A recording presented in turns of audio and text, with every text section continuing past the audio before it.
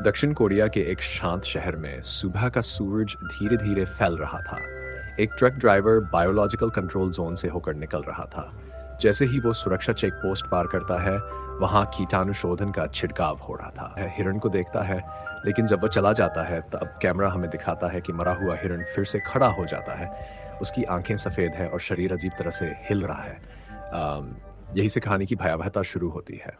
दूसरी ओर सियोल शहर में एक बिजनेसमैन सेओकवू अपने ऑफिस में अपने स्टॉक्स और प्रॉफिट के चार्ट्स में व्यस्त है।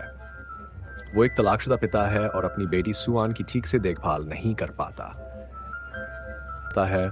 लेकिन फिर रात को वह बेटी की मासूमियत और अकेलेपन को देखकर टिकट बुक करता है और अगले दिन सुबह बुसान के लिए ट्रेन KTX में चढ़ते हैं। ट्रेन में और भी कई लोग हैं। एक गर्भवती महिला सुंग क्यूंग और उसका मजबूत लेकिन दिल का अच्छा पति सांग हवा, एक बेसबॉल टीम जिसमें योंगुक और उसकी दोस्त जिन ही शामिल हैं, दो बुजुर्ग बहनें, एक डरपोक बेघर आदमी और सबसे अहंकारी एक बिजनेस अधिकारी योन सुक, जो बाद में बहुत बड़ा खलनायक बनता है। जैसे ही ट्रेन चलती है, एक घायल ये भर जाते हैं। ये ज़ोंबी बेहद तेज है और काटने से कुछ ही मिनटों में कोई भी इंसान ज़ोंबी में बदल जाता है। सेओकवू, सुआन और कुछ बचे हुए यात्री किसी तरह ट्रेन के अगले डिब्बों की ओर भागते हैं।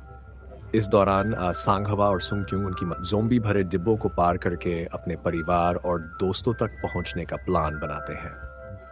वे कपड़े और पानी की मदद से ज़ोंबियों से बचे हुए 3 डिब्बे पार करते हैं, क्योंकि अंधेरे में ज़ोंबी नहीं देख सकते, केवल आवाज पर प्रतिक्रिया देते हैं। रास्ते में सांग हवा कई बार ज़ोंबियों को रोके रख पहुंचते हैं।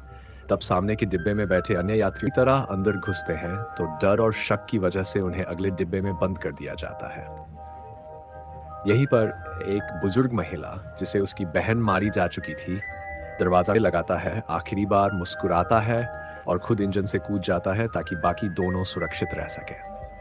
ये दृश्य बेहद भावुक कर देने वाला होता है, लेकिन उम्मीद से भरे अंत के साथ खत्म होती है, जहां एक पिता अपनी बेटी के लिए खुद को कुर्बान करता है, एक गर्भवती महिला अपने बच्चे को बचाती है और एक छोटी सी बच्ची दुनिया को दिखा देती है कि इंसानियत आज भी जिंदा है। अगर आपको और कमेंट में बताएं कि अगली कहानी किस फिल्म पर चाहते हैं।